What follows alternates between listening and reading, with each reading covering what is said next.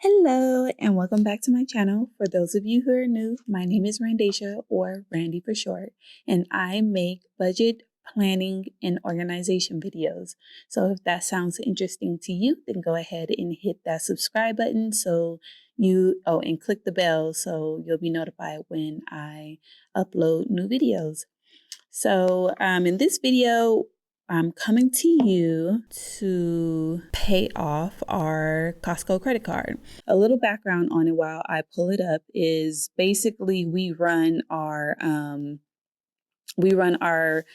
of our expenses through our credit card, but we are going to stop that because we're turning our focus on debt, and I'm trying to get started on the debt snowball. Yeah. Typically, we pay this credit card off in full every month, but in December, we had a little hiccup because one, I miscalculated the rollover we needed in order to fund our January like we normally do. And then we bought a TV on Black Friday. So both of those combined pushed us over, and we didn't have enough money in our account like I thought we would in order to pay for those purchases because of my miscalculation. So basically, we have a balance higher than what we have in cash. So in order to start our debt journey, we need to get this credit card back to how we had it before.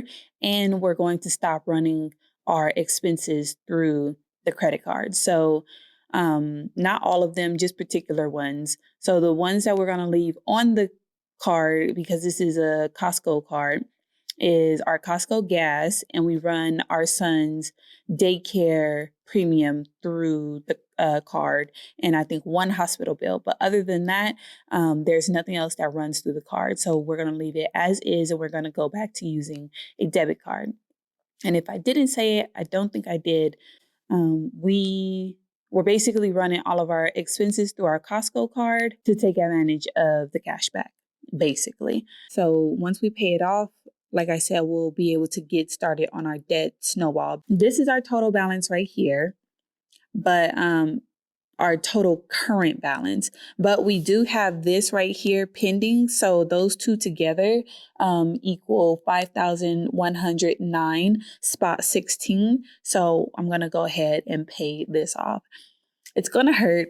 I don't want to do it, honestly, like full transparency. I don't want to do it, but it has to be done because we're the ones that spent the money. So we're the ones that need to be paying it off. So let's go ahead and make this payment. Okay. So there is going to be some blurred things on the screen because I don't need y'all seeing every single thing. Oh, wait, no, I'm going to do a custom amount, and then I'm going to put in 5109.16. Press OK. And then next. And then, I need to change the payment date to next week because I transferred some funds, and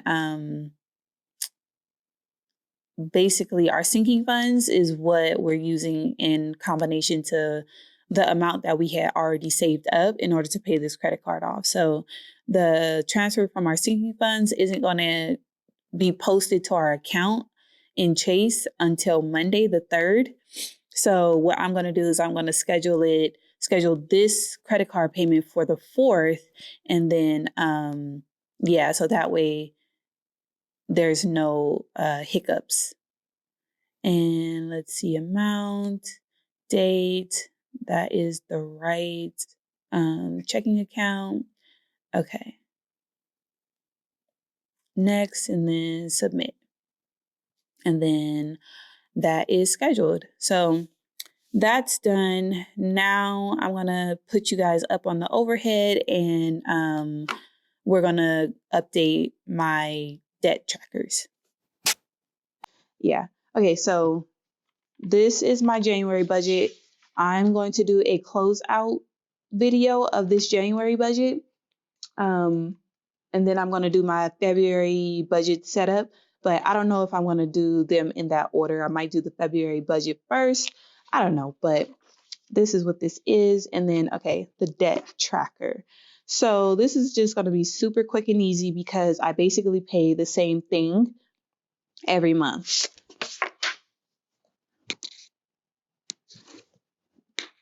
So I'll just give you a little background on this debt tracker.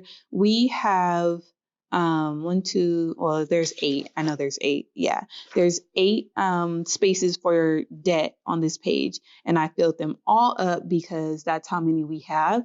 But the Costco credit card that you saw is not on here because I was supposed to do this the start of January. So you see I already filled in the amounts, so I'm just going to go over it with you. So in the future, this will be just quick and easy as well, and you'll know what it's for. So I was supposed to start the debt snowball journey and our journey to debt free to being debt free in January. But with that Costco card, I realized that we couldn't be paying on that Costco card and me worrying about that Costco card and everything like that, because if one of us lost our jobs or if for whatever reason we couldn't pay that card, it would become a large debt. So I thought it would be wise for us to stop using a credit card and just basically go back to cash flowing the majority of our expenses, except for the ones that I mentioned earlier. So once that is done, we can go ahead and start our debt-free journey and do the debt snowball. So my plan is to, of course, do the debt snowball as is. Like, don't make any changes or anything like that. So to like the process, do it as Dave Ramsey suggested. So I listed all of our, actually, I just completely lied. Okay, I just completely lied. That's funny. I just completely lied. So, but let me go through it. So this is our Kaiser Professional bill. This is a medical bill, and the current balance, the balance at the beginning of the year was $305. We've paid $51 on it, and this debt is interest free. So there's no worry about accruing interest. So if you don't see an interest rate here, that's why. So there's not many debts that have interest rates. So that is that. I'm not going to put in the end of year balance into the end of years. You could put the beginning balance, and then instead of putting the payment amount, you could put what the ending balance is for that month in the box, or you could like write smaller and put both of them and do like, what the heck? Do like amount 51 and then balance, just put BAL to stand for balance. And I don't feel like doing mental math right now. So 305 minus 51 is 254. So you could put the balance 254. So that way, if you want to see the balance at the end of every month, if that's motivating to you, then you can do it like that. So I don't know if you can read it, but AMT for amount and then BAL for balance. But I don't care to have the end of month balance just because you have to really time it correctly in order to get the correct balance, because depending on when you go and check your account, the bank or whatever financial institution that you owe, if they're charging you interest, then the time that you go and check your balance, they may not have added the interest for that period yet. So the ending balance that you might write down might not be the starting balance of the next month, if that makes sense.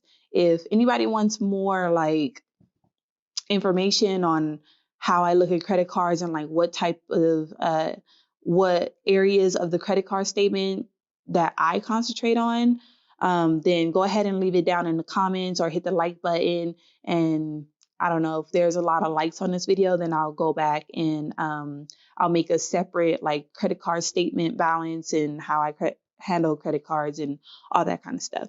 So for this one, we paid $51 in the month of January.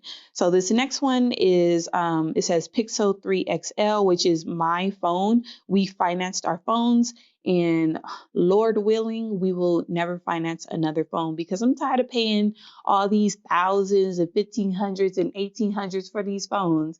Like, I'm gonna need these phones to fly me to Egypt for the price that they charging me for them. It's just like, it's getting ridiculous. What happened to you sign up with a company and then you get the phone for $200? What happened to that? Like, they seriously playing us with these phones, and it's just so aggravating. But anyways, I want to pay that one off next, and then we paid $30.41 for this one, and there is no interest on the phone. So yeah, if they would have charged interest on top of charging us for the full payment of our phones, oh my gosh, I think I would just lose it and just not have a cell phone. But at this point, it's not kind of, it is a necessity. So yeah. Anyways, this one right here, St. Joseph, St. Mary's, is another medical bill. And the balance of that at the start of the year was $963, and then we pay $80.25 on that a month. And then the next one is my school loans. I have two school loans, and my husband doesn't have any, but he soon will be, and they will be way more than mine. I don't think I've ever said it in the video. I think I've told you guys that he's in school, but I don't think I ever told you that he's basically just starting his pre-med journey. So right now he's in community college and he's taking classes in order to get to transfer to a 4-year university this fall. So if all goes well, he'll be in a 4-year at the end of the year, and then but he'll only be there for 2 or 3 years. I don't know. But then after that, he'll go to med school. So yeah. So my school loan, the balance is 1,872 spot 53, and then the interest rate on that is 3.15. And I pay $54.53 on that every month. This is a fixed amount. It doesn't go up or down with my income. So I don't, there's like, when you get school loans, you have the option, like you have several repayment options typically. And once my school loans became due, I just selected the option to pay them at a fixed rate, no matter what my income was. So when I lost my job, I still had to pay the same amount. And then when I got a raise, I paid the same amount. So it just depends on what kind of, career trajectory that you're on. If you think you're coming into like a good career that'll pay a lot of money, then, it might be good to get on a repayment plan that goes with your income. I don't know. But like I said, I chose a fixed rate. It was best for me, less headache, because I don't have to call anyone when my income goes down or up to adjust my balance or like go online or anything. So, and then my other school loan, that balance is 1,941 spot 77, and that interest rate is 4.25%. And I pay $57.48 on that. And a little bit more information on my school loans. I graduated from my 4-year university in 2012. Yes, 2012. And I graduated with a bachelor's of science in accounting. And I had 4 school loans, and I think the total of them were 16,000. So basically, I've been paying on my student loans since 2012. So don't be like I don't know, thinking that I didn't have a large balance like everybody else. I know some people's balances are way higher, but I went to a community college first. I did 2 years in community college and then I transferred over. So that was a huge savings for me. So also, I'm pretty good at school, so I got good grades. So I was able to get grants and scholarships, which basically paid my tuition. Only reason why I have school loans is because I chose to live on campus instead of commuting from home. Had I stayed home and commuted, I wouldn't have student loans. That was a decision that I made with my eyes wide open. So I'm in student loan debt because of myself, not because I didn't know any better or anything like that. Like, I've always had an interest in money and like finances and things like that. So I won't say I was the most educated on the situation, but I had some knowledge of it. So yeah, I've been paying these down and I paid off two, like the highest two of my student loans. And then these are the only two that are left and they're pretty low now. So yeah. All right, so moving on is Citizen One, and that balance at the start of the year was 1,759 spot 87, and we paid 31 spot 43 for that, and there is no interest on that either. And Citizen One is basically our security, our home security equipment that we financed. So yeah, I just want to get to a point where it's like certain things like this I want to be able to just cash flow them. So that's a work in progress, like paying off our car insurance in full once we sign up for it. Like those are financial goals that I have, but I know that it takes a while to get there. So, you just got to get out of debt and keep managing your money as best as possible. So, this says goal met because basically if I'm able to pay off all of the um, loans that all of the debt that I mentioned already, then I will consider us to have met our goal for 2020 because our goal is basically to pay off um, half of our debt total.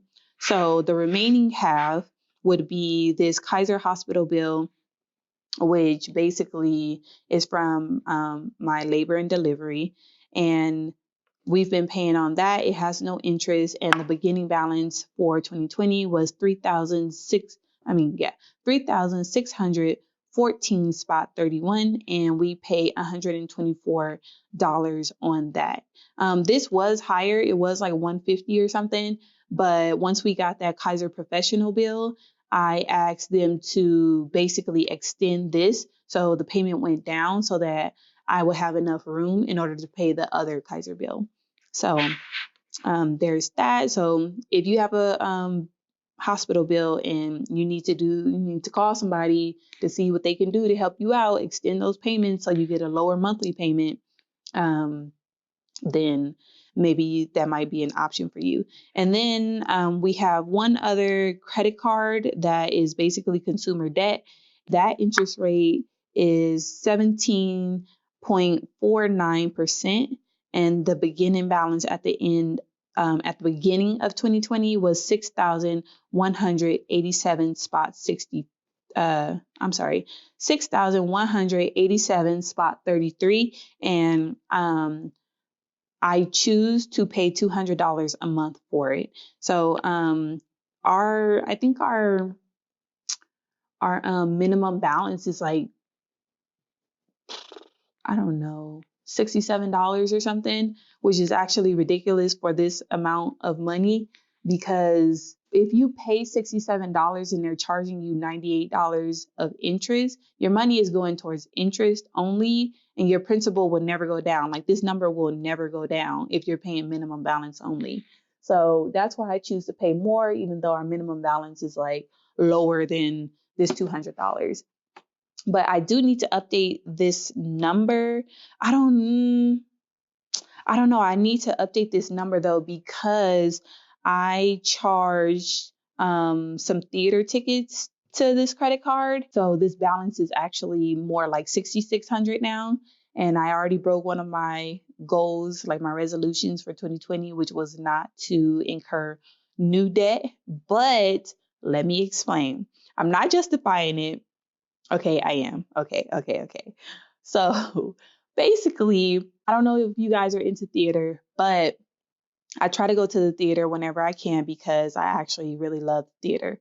So I don't act or anything. I just love the arts. Last year, when the Hamilton play came to LA, it was either last year or the year before that. Basically, I saw it. I fell in love with the play. I wanted to see it when it was in LA. But once I found out about it, it was the second to last month that the play was going to be in LA, and the tickets were like $400 a seat. You better believe I was hovering over that checkout button. That's how bad I wanted to go. Plus, the reviews that was coming in were like superb, and they're still superb. So, anyways, the total was going to be like $800 for a ticket for me and my husband to go. I was like, we have the money, but do I really want to spend it? I was about to hit yes, and we were going to be in there. But I was like, you know what? We have other goals. I'm not going to do it. Worst decision ever because it's been haunting me since then. So when I was actually looking around for Go Wild stuff, like stuff to do in Anaheim while I'm attending Go Wild.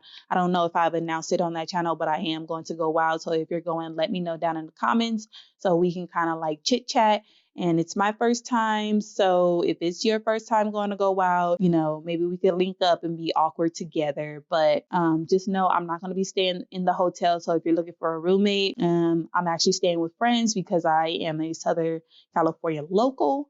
And I will be staying with friends because, I'm not trying to pay $700-800 for a room this year. I'm just trying to Go Wild, check it out, see if I like it, see if it's my vibe. And yeah. But anyways, back to Hamilton. So while I was looking up things to do in Anaheim while I was in LA for Go Wild, because I live 3 hours away or so from LA. So, it's not every day that I go to LA and then I have free time to just stroll around and explore LA. So I was looking for things to do. Basically, I was looking up all of the theaters and stuff, like the Pantages Theater, and then I was looking at the Staples Center, and then I was looking at one other place. I think I was looking at what is that place called? I forget the name right now, but it's the jazz, like the blues jazz place. Somebody leave it down in the comments so other people will know what I'm talking about if you know what I'm talking about. But I was looking at all of these venues and then it popped up. Hamilton popped up on Ticketmaster. And I was like, where is Hamilton touring? And I need to be there because if I need to book a flight to go see this play, I'm going to see it. Lo and behold, it's at the Pantages Theater from March to September. I never clicked on the add to cart button so fast in my life. Best believe I bought 2 tickets for me and my husband. They were $180 a piece. And compared to the $400 that I was going to pay when I first laid my eyes on it, I thought it was a bargain. So that's why this Sapphire card is higher. And I don't regret it. I don't regret it at all.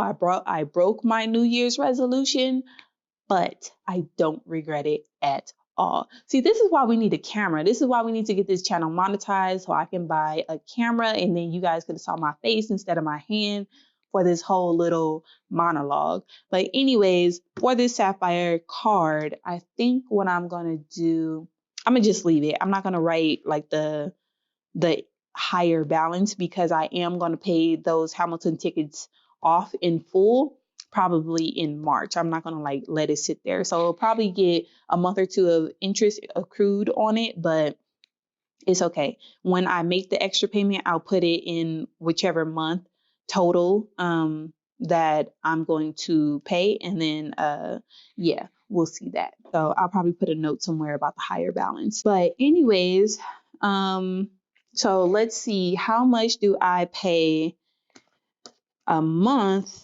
in debt? That is a good number to know. It's on my spreadsheet, so in order to tell you guys. Let's just add it up because Happy Punter, if you're watching, we need a total. We need a total on this debt repayment because we need to know. We need a total for how much we've paid off so far every month, and then how much the total beginning year balance is, and how much the end of year total balance is. So if you guys can add that to the next remake of this debt repayment, if you redo this debt repayment, I'd greatly appreciate it. So we're just going to do the monthly payment totals. Okay, so I put my calculator in dark mode, so I got to remember to do that for my budget videos. So, okay, 51 plus 30.41 plus 80.25 plus 54.53 plus 57.48 plus 31.43 plus 124 plus 200 equals 629.10. So there's nowhere to write that on this debt repayment, but I do have a digital version of this in Excel, so I'm not worried. But for those of you who wanted to know, that is the total that we're paying every month.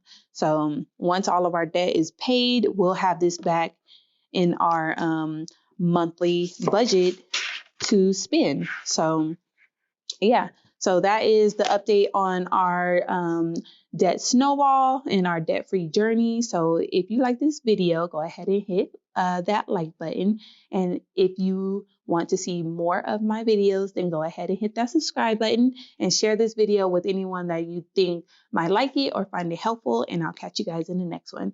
Bye.